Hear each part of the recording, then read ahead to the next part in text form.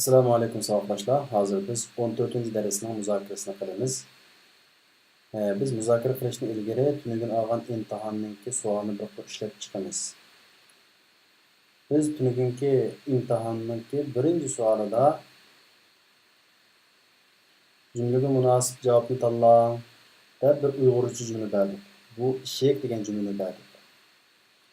Bu igi xabarlik jumla. Bu ishek deb bu degan so'zni ishik degan so'z bilan xabar berdik.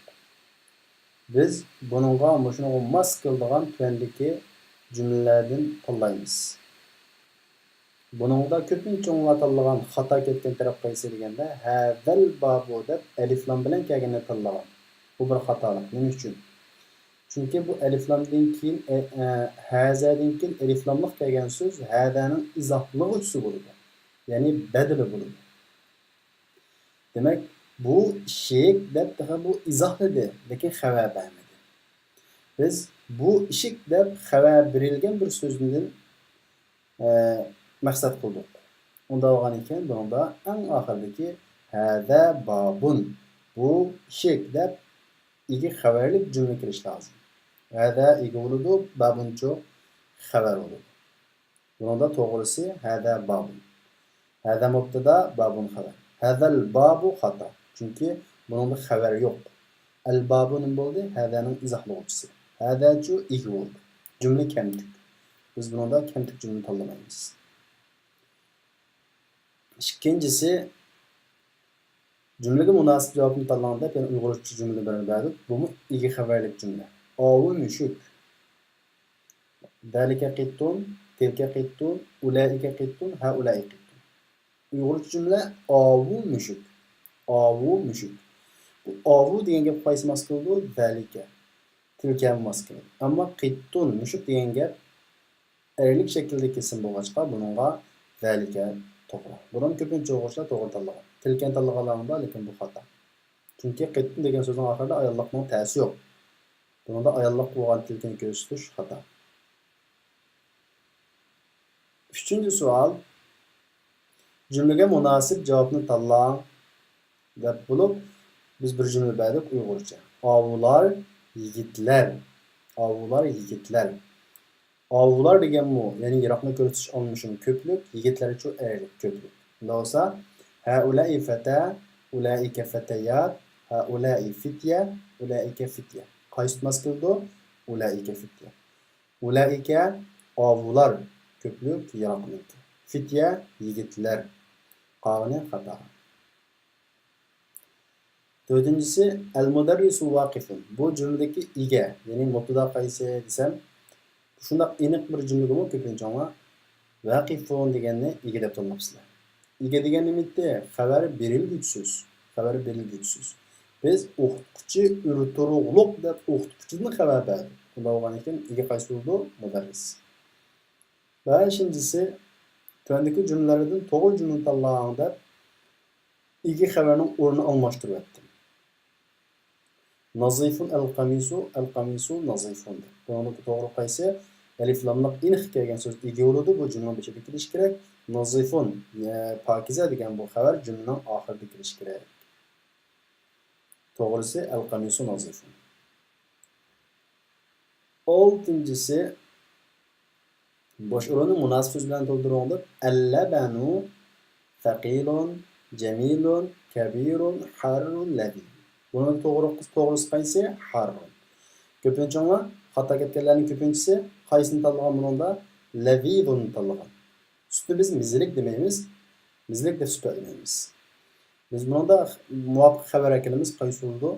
Qiz issiq yoki harrun issiq degan ekanimiz. Ladhidun bu xato. Yettinchisi munosib so'z bilan bosh o'rinni to'ldiring deb bunda igini bermedim. Xabarni berdim, igini bermedim. Buna munosib igi qo'yamiz. Qaysini qo'yamiz? Do'kon tatliqlarida, o'quvchi tatliqlarida, shakar tatliqlarida, shakar, asukar. 8-si tuvandagi jumlalardan to'g'ri jumla tanlang deb al-kitabu alal maktabi degan al-kitabu alal maktaba, al-kitabu fil maktabi, al-kitabu alal maktabi shuni berdim. Bunundaki doğrusu alel mektebi. İkisi hata. İkinci cümle. Fiilin hata oluşu fi degen öğünün içideki dətəni bildirir. Aylançı üstüde dətə. Şu an ala kirişi doğru. Ondan sonra birincisinin hata oluşunun sebebi ne mi? Ala kirgen iken şu ismin arkasına nima qilish kerak? Zir qilish kerak. Onun da zir olup qaptı. Şu hata deymiz. 9-incisi tuvandagi cümlelerden to'g'ri cümle tanlang deb izafetlik bir cümle berdim. Bunun da Beytu Muhammed'in to'g'ri. Bunun xatolashganlar beytun deb yana muzafqa tanvin kirmaydiganligidan iborat bu qoida unutib qolgan. Beytun degan tanvin esimizda olsun. Muzaf deb o'qilmaydi, tanvin o'qilmaydi. Ya'ni aniqlangan so'z muzaf, tanvin o'qilmaydi. Shuning uchun Beytun Muhammed'in xato, Beytu Muhammed'in to'g'ri. Onunki 10-incisi boş o'rinni munosib so'z bilan to'ldiring deb muzafni bermedim. Ama bir munosib bir muzaf qo'yishni talab qildim. Nima qo'yamiz? Babul beyti mughlaqundan do'q, miftahul beyti mughlaqundan do'q, qalamul beytdan do'q. Albatta babul beyti mughlaqun deymiz. Buni ko'pincha asos qanuni to'g'ri ishlatibsiz. 11-incisi boş o'rinni munosib so'z bilan to'ldiring. Beytul imami imamning uyi maktabning ostidami?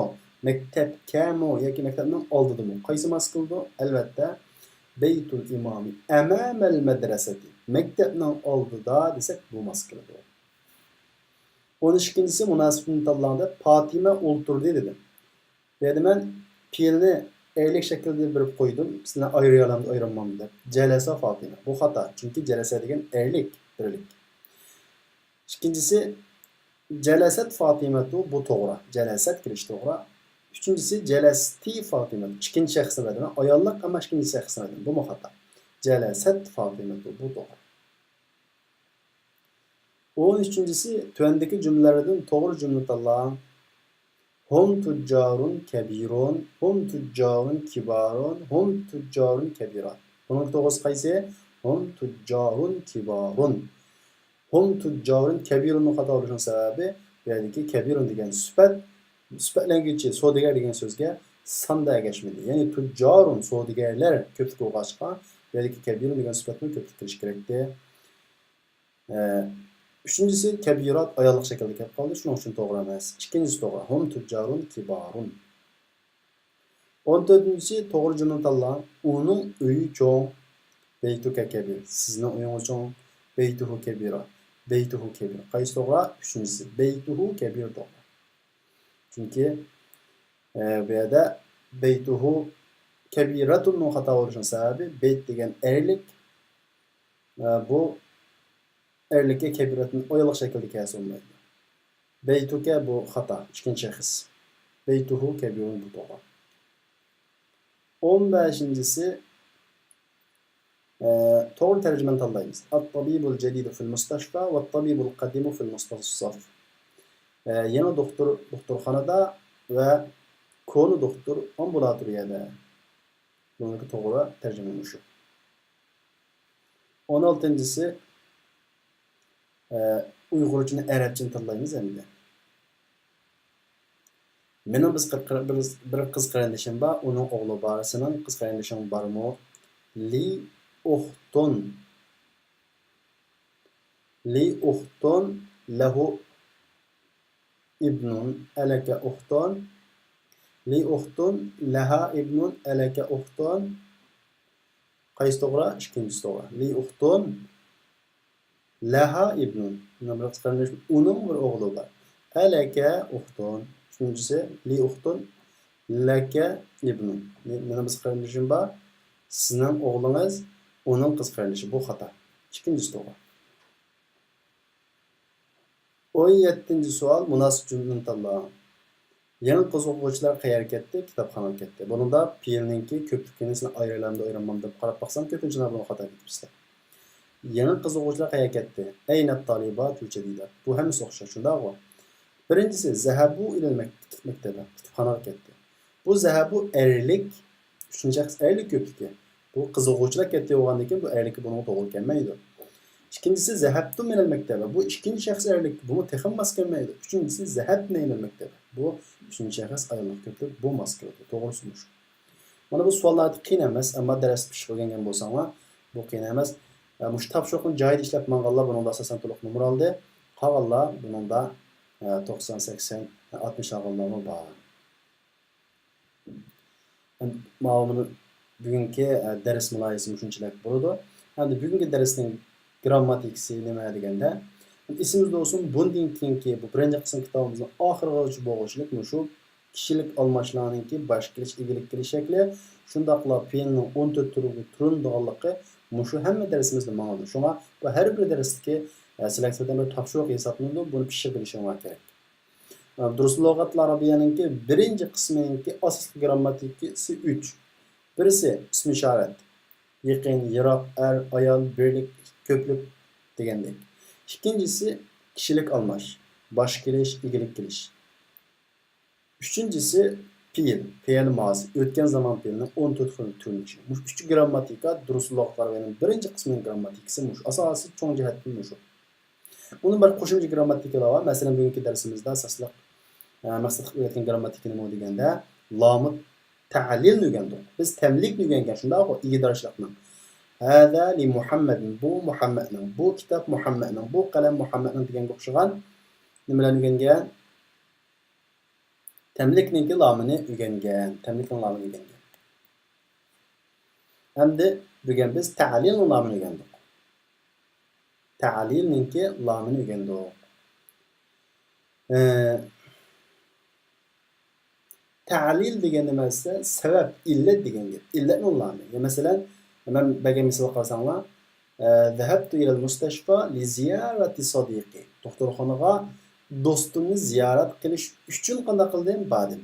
Uchun demak, bu yerda uchun degan bir illat sabab bayon qilib berdi.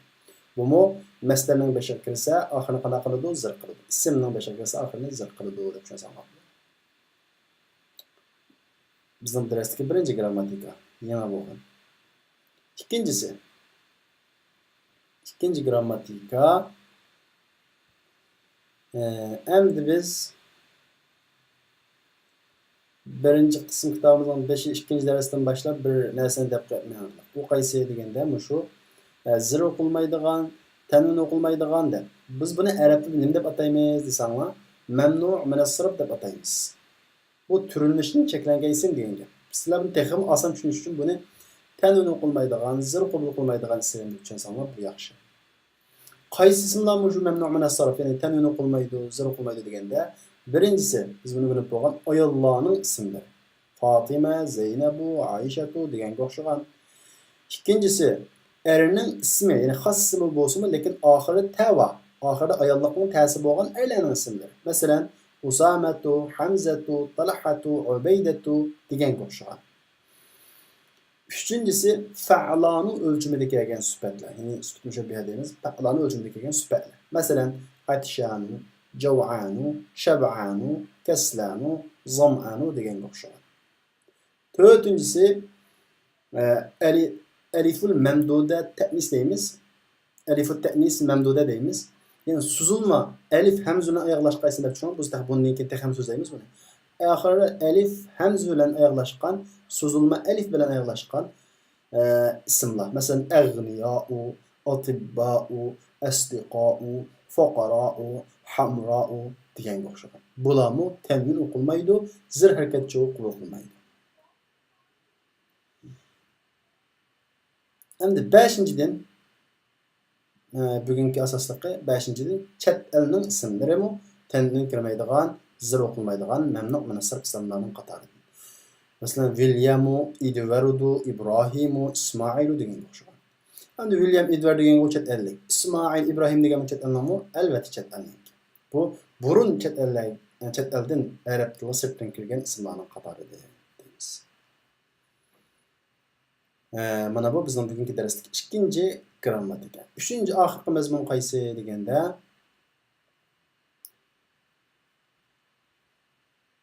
endi biz bugungi darsimizning oxirgi mazmunida shu qabl bilan ba'd nazar so'zlab o'tib ketdik. Qabl bilan qablning oxirisi qanday qiladi, ba'dning oxirisi qanday qiladi. Esimizda bo'lsa bu qabl bilan ba'di bu zarf zaman, vaqt ravishi. Vaqt ravishi. Bu o'qilish holatining bir qancha holati bor. Bugun buni ikkini so'zlaymiz. U qaysi deganda birisi zvar o'qiladigan holati. Qanday vaqtda zvar o'qildi deganda bu muzaf bo'lib kelib, muzofun ilay tashlanmay kelsa, shundaqla muzofun ilay vaqt yoki o'rinni bildiradigan so'z bo'lib qolsa, bo'ladi zvar o'qiladi. Masalan, ji'tuka qabla al-maghrib degan o'xshaydi. İkinci birisi, yine bir adamlar, bu qabla muzaf bo'lib kelsa, omilning taqozosi bo'yicha bo'ldi deganda shuni tutaman. Omilning taqozosi. Bayatdan gapimni izinglarni chiqarib aytaman. Qabl bilan ba'di muzaf bo'lib kelsa, muzofun ilayhi tashlanmagan bo'lsa, omilning taqozosi, ya'ni jumladagi o'rni nimani o'qishni taqozo qilsa, shu bo'yicha o'qiladi. Beshidan min kelgan bo'lsa, zir o'qiladi deganga o'xshagan. Demak, muzaf bo'lib, muzof ilayhi tashlanmay kelsa, omilning taqozosi bo'yicha o'qiladi. İkinci xil o'qilishi muzaf bo'ldi, lekin muzof ilayhi tashlandi. Lekin biz ma'nosini ba deb niyat qilib qolgan bo'lsak, bu vaqtda bu peshga mabni bo'ladi. Masalan, Alloh taolaninki lillahi al-amru min qablu va min ba'du degan bu oyatdagi min qablu va min ba'duni oxirida min qablihi va min ba'dihi degan bir muzof ilayhi ba, lekin bu tashlangan, ko'rinishda tashlangan, lekin uning ma'nosi bor. Ko'rinishda tashlanib, lekin uning ma'nosi bor deb niyat qilib qolsak, bu ketib qoladi, peshga qotadi. Demak, yig'ib aytgan vaqtimizda qabl bilan ba'du muzaf bo'lib kelsa, jumlalik o'rni qarab bo'ladi. Uning oxirini o'qilishi, ya'ni taqozosi, omilning taqozosi bo'yicha bo'ladi. Endi muzaf bo'lib, muzofli tashlanib, ma'nosi niyat qilinib qolsa, peshga mabni bo'ladi deb tutasanlar. Mana bu bizning bugungi darsimizdagi grammatikalar. Boshqa tushunmagan savollar bo'lsa, darsxonamizga tashlasanglar yoki nahv maydonga xat yozsanglar bo'ladi.